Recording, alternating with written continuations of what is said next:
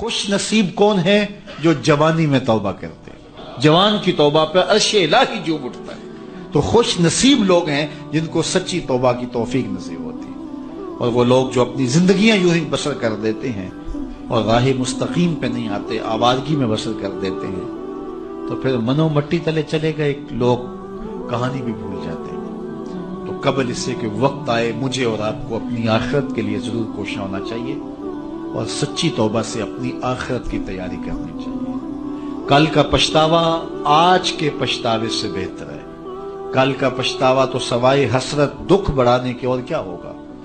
آج کا پچھتاوا زندگی بدل دے گا۔ وقت پر کافی ہے ایک قطرہ بھی آب خوش ہنگام کا، جل گیا جب کھیت برسا می تو پھر کس کام کا۔ ایک روایت میں آتا ہے کہ اہل جنت میں جا کر ایک حسرت ان کے دل میں ہوگی، حالانکہ جنت میں پہنچ کے کوئی حسرتیں نہیں ہوں گی، ہر حسرت پوری ہو جائے گی، لیکن ایک حسرت ان کے دل میں جنت میں پہنچ کر گئی ہو، اور وہ کیا؟ جو چند لمحے خدا کی یاد سے غافل گزارے کیوں گزارے۔ تو خوش نصیب ہیں وہ لوگ جو اپنے لمحات کی قدر کرتے ہیں۔ تو آج موقع ہے، آج فرصت ہے، سورج مغرب سے نہیں چڑھا، توبہ کا دروازہ بند نہیں ہوا، اللہ کی رحمت کے در کھلے ہیں، روزانہ آواز آتی ہے کوئی مجھ سے معافی مانگنے والا میں اس کو معاف کروں، تو اس کے حضور آج حاضر ہو جائیں۔ کل تو آنا ہی ہے، پھر جو کفن میں منہ چھپا چھپا کے آتے پھریں گے، اچھا نہیں ہے کھلے منہ سے چلے جائیں۔ پھر جو لوگ اٹھا کے لے جائیں گے، اچھا نہیں ہے خود اپنے قدموں سے چل کے اس کی دہلیز پہ چلے جائیں۔ وہ ایک مجذوب تھا، فقیر تھا، بازار میں کھڑا رو رہا تھا، کسی نے روک کے پوچھا کیا ماجرا ہوا، کیوں رو رہے ہو، کسی نے تنگ کیا ہے، دکھ دیا ہے، ستایا ہے؟ اس نے کہا کچھ بھی نہیں ہوا، بس ان لوگوں کے رویے نے دکھی کر دیا ہے۔ کہا کیا ہوا؟ کہا میرا یہ ذہن بنا تھا کہ میں ان کی اور رب کی صلح کروا دوں۔ تو کہا پھر کیا ہوا؟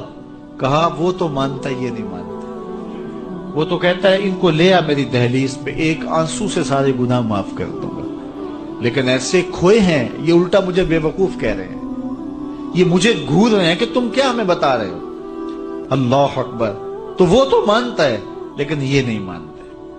اگلے دن اسی فقیر کو دیکھا گیا کہ وہ قبرستان میں کھڑا رو رہا ہے، تو وہی شخص گزرا تو اس نے روک کے پھر پوچھا بابا قبرستانوں میں بھی روتا ہے اور بازاروں میں بھی روتا ہے، آج کیا مسئلہ ہوا؟ کہا مسئلہ میرا کل والا ہی ہے۔ کہا آج کیا ہوا؟ کہا کل ان سے مایوس ہوا تو پھر آج ادھر نکل آیا، اور آج میرا پروگرام بنا کہ چلو ان کی اور رب کی صلح کروا دو۔ تو کہا آج کیا رکاوٹ ہے؟ کہا آج یہ مانتے ہیں وہ نہیں مانتا۔ تو قبل اس سے کہ ادھر سے انکار ہو جائے کہ اب وقت بیت گیا، اب تم نے وہ وقت گنوا دیا، ہم نے بڑی مہلت دی تھی تمہیں، ڈوبتا سورج تمہیں روز کوئی پیغام دیتا تھا، اٹھتے ہوئے جنازے تمہیں روز کچھ کہتے تھے، بڑھاپا تمہیں آوازیں دیتا تھا، تم چلتے تو ٹھوکریں لگتی تھی، یہ ٹھوکریں تمہیں کچھ کہتی تھی، لیکن تم نے کسی بات پہ غور نہ کیا، اور لمبی زندگی کی امید پر تم نے مالک کی دہلیز کو چھوڑے رکھا، اب تمہارے لیے کوئی راستہ باقی نہیں بچا۔ تو قبل اس سے کہ وہ وقت آئے کوئی حجت باقی نہ رہے، زندگی کے جو 4 دن مجھے آپ کو میسر ہیں، ہم اللہ کے حضور سچی توبہ کریں۔ توبہ کی شرائط 3 ہیں۔ پہلی شرط یہ ہے کہ جو گناہ کیا ہے اس پر ندامت، دوسرا یہ ہے کہ اس کو ترک کرنے کا پختہ عزم مصمم، اور تیسری چیز یہ ہے کہ آئندہ اس کو کبھی بھی نہیں کروں گا۔ اگر یہ 3 شرطوں کے ساتھ کوئی اللہ کے حضور حاضر ہو جاتا ہے تو وہ سچی توبہ ہے۔ لیکن محض کسی مجلس کے اندر توبہ توبہ پکار اٹھے، جس طرح وہ گاڑی والا ایکسیڈنٹ دیکھتا ہے تو رکتا ہے، 5 لاشیں گری ہوئی ہیں تو وہ ٹیپ بھی بند کر دیتا ہے، سارے بس والے توبہ توبہ پکارنے لگ جاتے ہیں، 1.5 کلومیٹر کے بعد پھر دوبارہ وہ بٹن دبا دیتا ہے، اور پھر وہی گانے اور وہی غلیظ چیزیں، اور پھر معمول کی زندگی۔ ایسی توبہ نہیں ہے۔ توبہ یہ ہے کہ ما قبل کہ جو اعمال ہیں ان سے ندامت پیدا ہو اور ان کو ترک کر دیا جائے، اور آئندہ عزم مصمم رکھا جائے، تو اللہ تعالیٰ جل شانہ سچی توبہ کو قبول کرتا ہے، اور پھر توبہ کرنے والے کے ما قبل کے سارے گناہ مٹا کے نیکیوں میں تبدیل کر دیتا ہے۔ اللہ جل شانہ مجھے بھی آپ کو بھی سچی توبہ کی توفیق سے مالا مال فرمائے، اور زندگی کی ایک ایک ساتھ اپنے دین کے لیے گزارنے کی۔ حضور علیہ السلام نے ارشاد فرمایا میرے دوستوں میں سب سے قابل رشک دوست وہ ہے کہ جس کا سامان دنیا تھوڑا ہے اور نمازیں زیادہ ہیں، اور پھر ارشاد فرمایا جب وہ چلتا ہے تو اس کی طرف اشارے بھی نہیں ہوتے، یعنی وہ اتنا معروف نہیں ہے کہ وہ گزر رہا ہو تو لوگ کہیں یہ فلاں جا رہا ہے فلاں جا رہا ہے۔ اور پھر حضور علیہ الصلوۃ والسلام نے اپنے ہاتھ سے وَنَقَدَ بِيَدِهِ، حضور نے ایسے چٹکی بجائی اور فرمایا اس کو موت بھی ایسے ہی آئی، موت بھی اس کو ایسے ہی آئی۔ اور پھر حضور نے آگے ارشاد فرمایا قلت بواکی ہے، اس کو رونے والے بھی تھوڑے ہی تھے، بہت زیادہ رونے والے نہیں تھے۔ فرمایا میرے دوستوں میں قابل رشک دوست دیکھنا ہو تو یہ ہے اس کا جنازہ جا رہا۔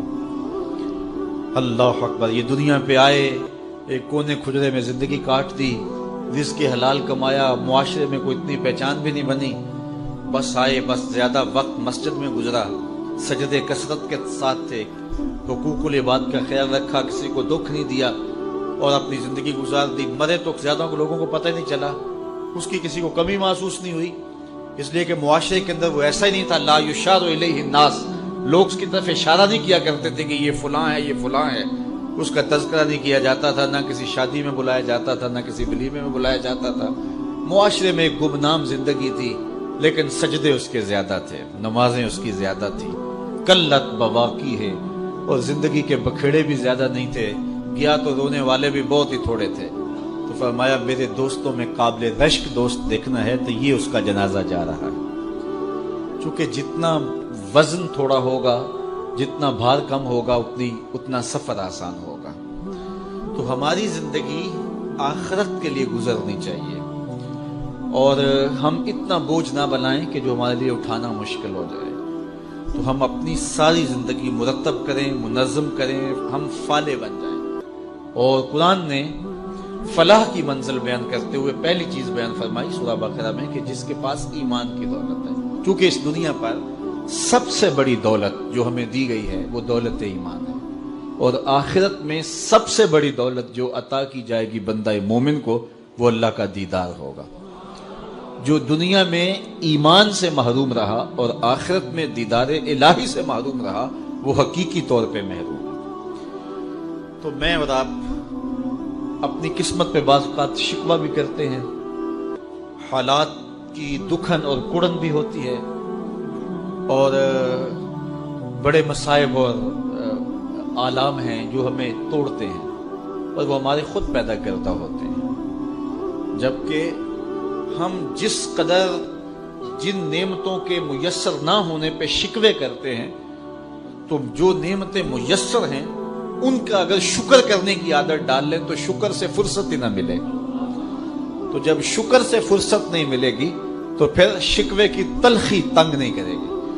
تو اللہ تعالیٰ نے یہ کتنی بڑی دولت دی ہے کہ ہم ایمان کی بہاروں سے مالا مال ہیں، اور یہ میرا اور آپ کا کوئی کمال نہیں ہے، یہ محض اللہ تعالیٰ کی کرم نوازی ہے کہ ہمیں ایسے ماحول میں پیدا کر دیا۔ ہماری ماں بھی حضور کا نام لیتی تھی، ہمارا باپ بھی حضور کا نام لیتا تھا۔ علامہ اقبال کہتے ہیں، تشریف رکھیں، علامہ اقبال کہتے ہیں نام تو از پدرا موختم، حضور میں آپ کا نام اپنے باپ سے سنا ہے، میں نے اپنے باپ سے آپ کا نام سنا ہے۔ تو یہ ہمیں جو نصیب ہو گیا اس پر اللہ کا شکر کریں۔ دیکھیے پی ایچ ڈی ڈاکٹر ہے، کتنی بڑی ڈگری ہے، اتنا بھاری بھرکم علم کا خزانہ، لیکن بت کے آگے ہاتھ جوڑے کھڑا ہے۔ اس کو سمجھ نہیں آ رہی کہ بدن پہ بیٹھی مکھی تو اڑا نہ سکے، میری ضروریات کا کفیل کیسے ہو سکتا ہے، لیکن کھڑا ہوا ہے۔ اور یہاں ان پڑھ ہے، چٹا ان پڑھ جسے کہا جاتا ہے، لیکن بت کو جو ہے وہ پاؤں بھی نہیں مارتا ہے، وہ اس قابل بھی نہیں ہے، اس لیے کہ اللہ نے اسے مسلمانوں کے گھر میں پیدا کر دیا۔ تو یہ ایمان کی جو دولت ہے یہ ہمارے کسب کا نتیجہ نہیں ہے، یہ ہمارے کسب کا نتیجہ نہیں ہے، یہ اللہ تعالیٰ کے کرم کا فیضان ہے کہ ہمیں ایمان عطا کر دیا گیا۔ تو ساری زندگی بھی ہم اس کا شکر ادا کرتے رہیں تو اس کا شکر ادا نہ ہو، اور ایمان کی جو مٹھاس ہے، یہ دولت ہمیں جو مل گئی ہے، اس کا جو سرور ہے، اس کی جو لذت ہے، ساری زندگی اسی لذت میں گزار دیں کہ اللہ نے ایمان کی دولت نصیب فرمائی۔ باقی جو نہیں ہے، میں کہتا ہوں جو میسر میں نہیں ہے اس کی تلخیاں مٹانی ہو تو صرف ایک حدیث سے ساری تلخیاں ختم کی جا سکتی ہیں۔ میں پہلے بھی آپ کو سنا چکا ہوں، صرف ایک حدیث، ہمارے پاس یہ نہیں ہے، یہ نہیں ہے، یہ نہیں ہے، یہ نہیں، کتنی تلخی ہے، ہمسایوں کے پاس یہ ہے، شریکوں کے پاس یہ ہے، فلاں کے پاس یہ ہے، کتنی تلخی ہے۔ ان ساری تلخیوں کو مٹانا ہو تو علاج صرف ایک رسول کریم کی حدیث ہے۔ حضور نے ارشاد فرمایا جو اللہ کے دیے گئے تھوڑے رزق پہ راضی ہو گیا، اللہ قیامت کے دن اس کے تھوڑے عملوں پہ راضی ہو جائے گا۔ چل بندے موج کر، تو میرے تھوڑے پہ راضی ہو گیا تھا، میں تیرے تھوڑے عملوں پہ راضی ہو گیا۔ اب جتنی بھی محرومیاں ہوں، ساری تلخیوں کو مٹانا ہو تو یہ صرف ایک حدیث ہی کافی ہے، اور زندگی کی جتنی بھی خوشیاں ہوں وہ حاصل کرنی ہو تو یہ تصور ہی کافی ہے کہ میں مسلمان ہوں، میں ایمان والا ہوں۔ بڑے بڑے سائنسدانوں کو اسلام نہ مل سکا، بڑے بڑے جنہوں نے دنیا کو بڑا کچھ دیا اور زمانے پہ ان کا نام ہے، علم و دانش، ان پہ فخر کرتے ہیں، لیکن یہ دولت اسے نہیں دی گئی، اور یہ جو ہے وہ چارہ کاٹنے والے ایک دیہاتی کو مل گئی یہ دولت، تو وہ شکر نہ ادا کرے کہ مالک جو نیوٹن کو نہیں ملا وہ مجھے مل گیا۔ اتنے بڑے سائنسدانوں کو جو نہیں مل سکا، دنیا کے دانشوروں کو نہیں مل سکا، جو پوری دنیا کو چلاتے ہیں، پوری دنیا کی منصوبہ بندی کرتے ہیں، یہ دولت انہیں نہیں نصیب ہوئی اور مجھے ماں کی گود سے نصیب ہوگی۔